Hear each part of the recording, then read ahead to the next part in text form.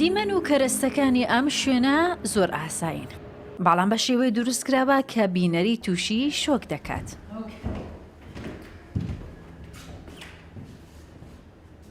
ئەم کارش تەنها لە ڕێگای فێڵکردن لە چاوە. ئێرە مۆزەخانێکی تایبەتە بۆ زاخاوی مێشک. بەڕێوەبەری مۆزەخانەکە بە نیشاندانی بەشێک لە کارەکانی باس لە ئامانجی دروستکردنی ئەم مۆزەخانە دەکات لە شاری هەولێر. ئەو مۆزەخانە مەفتاح کرا بوو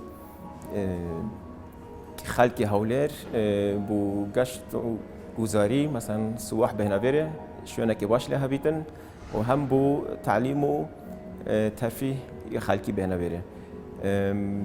تێدا دروستکردن ئەو مۆزەخانە بە گەلێک بەشە، بەش تەرفیهی، بەش تعلیمی، بەش خودع بەسەری فێرکردنە چاو، بەش تدریب عقلی و هەر بەش کەیف خۆشی و وەخت بورانەکە خۆش لە ئەو مۆزەخانە.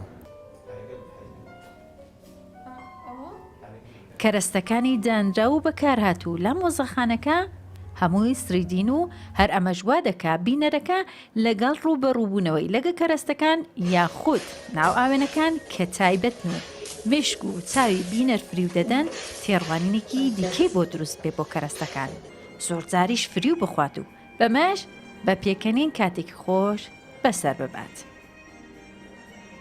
ئەو بەشە تایبەتە بە ئاوێنە لێرە هەموو ئاوێنەکان بەس لەوە خۆشیە، ئەمان جێمەش ئەوەیە کە خەڵک لێرە بستنە دەرێ بە کەیف خۆشی بستنە دەرێ.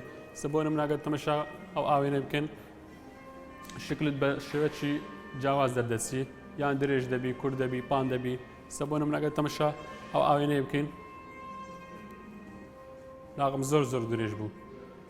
ئەوە ئاوێنانە تەبیعی نە، هەموو بە شێوەیەکی زۆر زۆر جیاواز دەبینی.